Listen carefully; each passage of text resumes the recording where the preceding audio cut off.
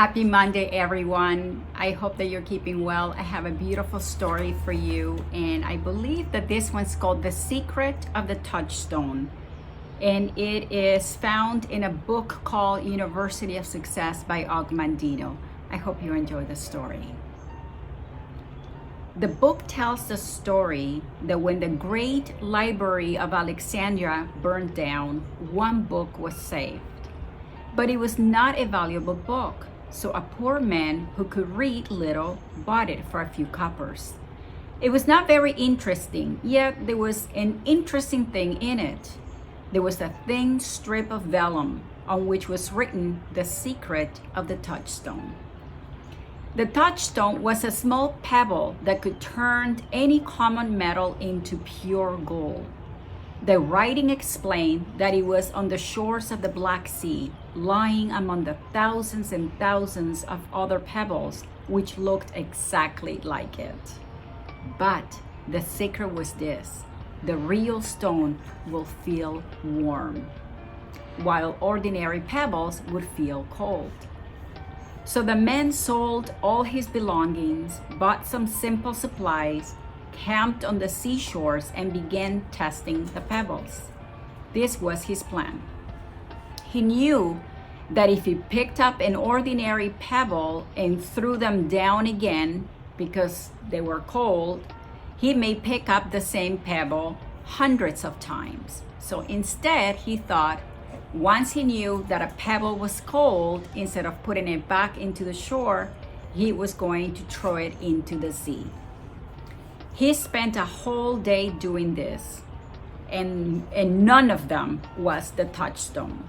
Then he spent a week, a month, a year, 3 years passed, but still no touchstone.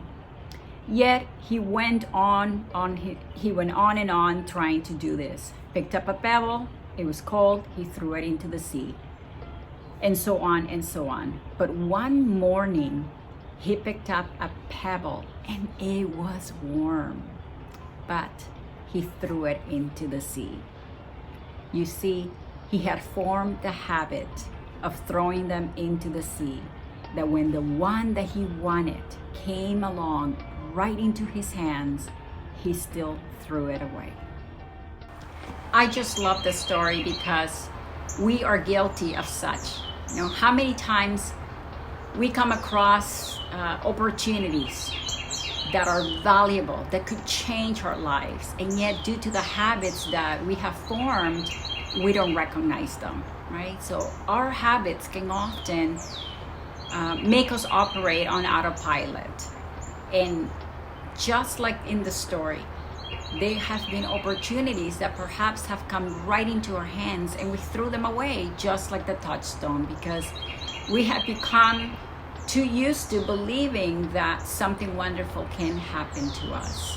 The habit of operating on autopilot or unconscious could be due to, encountering many circumstances in life or in our journey that were difficult. And so we associate that just because life was difficult at some point, we think it's going to continue to be difficult forever. So be mindful of that habit or that way of thinking.